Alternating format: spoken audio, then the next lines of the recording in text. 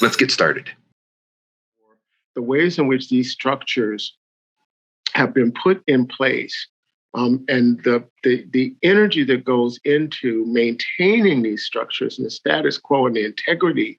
And I use integrity not in a value base, but in the ways in which structures are meant to survive. So the integrity of the titanium that I refer to, that keeps these systems in place. So I started to have this, great idea, which was a little grandiose, which isn't unusual for me. It is a process for me, again, a more of an embodied commitment rather than an identity. I think often when we latch onto the identity, we tend to be more performative. Think about your roles as a social worker over your career. In what ways were you called to leadership? Were they formal? Were they informal? Were they title-driven, organizational-driven works? Teaching? Assumed? Think about these aspects. Anyway, I'm deciding now, although it's not the first time I've thought of this, that if I'm really going to integrate what I'm learning here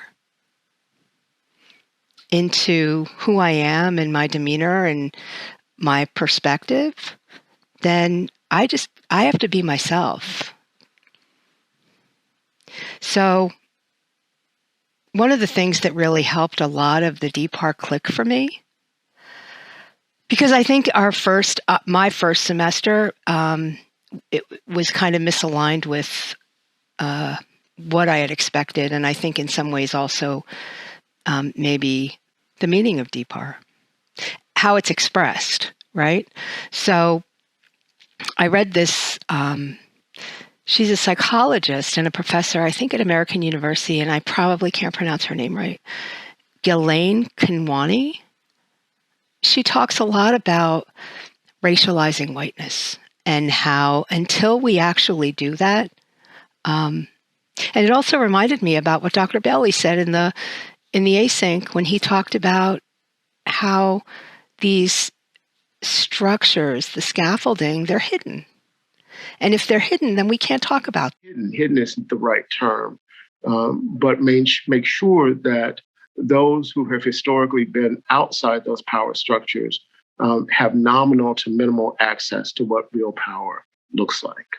So in the spirit of that, I quote from Pender Hughes' Understanding Race, Ethnicity, and Power: the possible consequences for racism, but the meaning of being white, since white people do not see themselves as white. Unless we can talk about it, which is one of the reasons why I think in some ways we need a new language, because some of the words that we use and the way that we speak and the meaning behind them is a variation of other cultures, but it has a completely different way of manifesting within a culture. Let's talk about an anti-racist community empowerment perspective.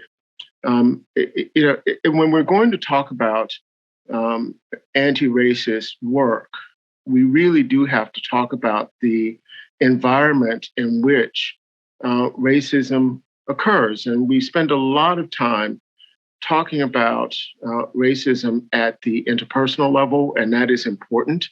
That it is, as a clinical social worker, I cannot imagine not wanting to look at work that looks at the dynamics between and amongst us as individuals. And at the individual level is key because individuals make up systems, and systems just don't descend whole from Zeus's head to the world. Freire believed that the domination of some by others must be overcome so that the humanization of all can take place. Kinwani talks about language. She talks about language and how we need to start to name the characteristics of whiteness as a race and out it. And so when we really think about anti-racist work, that we have to go in and interrogate those structures, why they exist, the context in which they were put in place. We have to move from just being on the surface and moving the pieces around and looking at solely on the interpersonal without looking at the structural pieces. We have to interrogate why these systems exist, because it's through that interrogation that we begin to understand what needs to be dismantled. But I'd push even further to say we can get systems that are real comfortable looking at the oppressed, but not looking at the role of the oppressor. Mm-hmm. And that takes courage. Courage is required to really think about what does it mean to be the oppressor and how does that play out? So courage. They need to be fearless. Oh my God. I was going to ask you about courage. Yeah. You have to, that's actually one of the biggest things. Mm-hmm. So I can give you actually some of my biggest failures. And I'm going to use it like this, related to courage. It takes fear. You have to be willing to put yourself aside in order to promote something that you feel passionate about. And I've done that in a couple cases. It's brutal because it means, and Val, you, I think, can relate a lot to what I'm saying when you think about our interaction, to put yourself aside and be able to do something that you think is important. It comes at a huge personal price. Right, exactly. But that's leadership. The oppressive effects of racism on white people, which may seem sort of uncomfortable to address, which is why we're going to address it right now.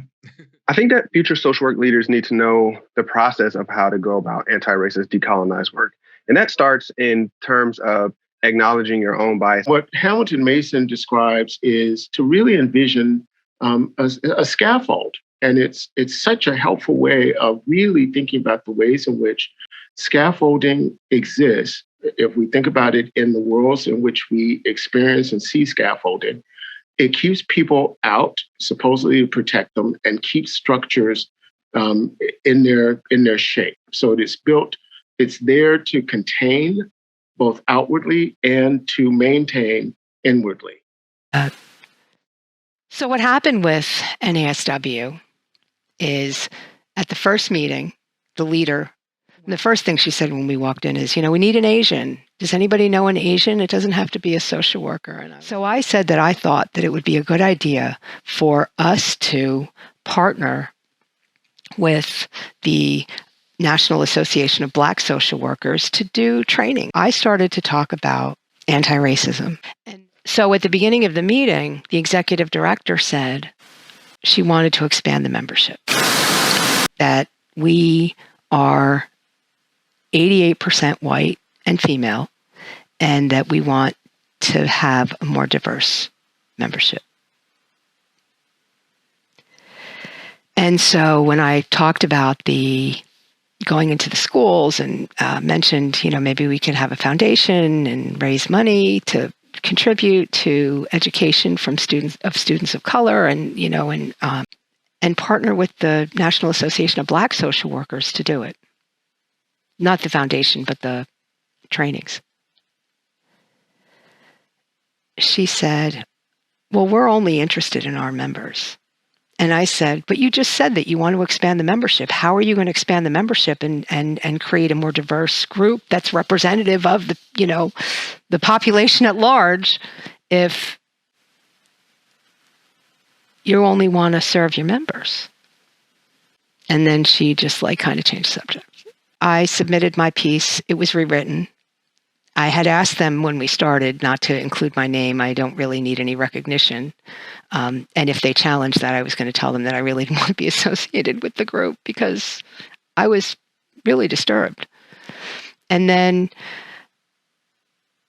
when I got the draft and it was same old, a few weeks later, the BP and the ED reached out to me and they said, we didn't really get your comments. And I'm like, you got my comments in the first couple of meetings and in my copy. I mean, I'm not going to edit this to be consistent with where I think we're headed as a profession if the values of the organization aren't. And then when it was all done, I sent the person who ran the group an email, and I said, look, there were some things that occurred in that interaction and in that task force that made me really uncomfortable, and I'd like to talk to you about it. And she never responded. And I'm sure I'll see her. But I told my friend, I'm not I don't want to be a member of that organization. I mean, it's horrifying. Finally, in terms of leadership, what is most, I think, important for all of us, Bugs, we need to mentor. Mentoring people instead of like throwing stuff at them and watching them fail. Or, I guess, change things, which is good. But I think mentorship is really important. I think we have an obligation to do that. And that's all I have for now. I really got so much out of this class, and this final assignment really shook me up, honestly. For the last couple of days, I've been like, "Get away from me! Don't talk to me!" My poor father. Are you going to make me fish tonight? Because I really got stressed, and that paralyzed me. I couldn't do anything. I couldn't even remember to put the mic on when I recorded. And this is much more comfortable. Not reading a PowerPoint script in the background, not, fixing my hair. I did try to wear glasses so you could see my eyes, but I needed to come as myself. And I think that's what I feel like I'm going to cry, but like that's what the course has done for me. That's what I'm learning. I've always aligned with authentic leadership, but I think that my sense of who I am and how I can be effective, particularly by sticking around and not running when things aren't the way I think they should be, because they're never going to be if we do that. And that's something that's really coming together for me now, and a lot of because of the things that we read in the course, because of the way that you were so inviting. And also, I didn't say this in the class, but like one day, I don't remember what it was, but I said something and you kind of like jumped right on it. And I'm like, wow, I like that.